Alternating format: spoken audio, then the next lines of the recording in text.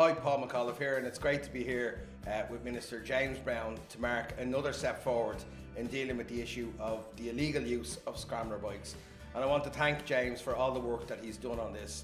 Many people in my community and communities like it across the country felt that nobody was listening on this issue.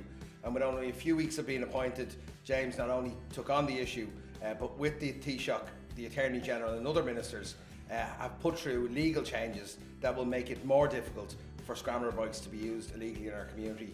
But not only that, James is also committed to funding, to working with young people too, James. No, absolutely. And when you brought this issue around the scramblers to my attention, and the Taoiseach gave me the full backing to bring solutions forward, we had meetings very quickly held on it, and we came up with two types of solutions. One, you give the Gardaí the additional powers they needed to be able to crack down where there was really bad behaviour around the use of these scramblers, but also to give funding to put in place into local communities in Dublin to help diverse young people away from kind of bad behaviour into positive behaviour using these scramblers. And that's why I'm delighted now to be able to announce 200 grand for scrambler diversion projects, and most of that money is actually now going into Dublin.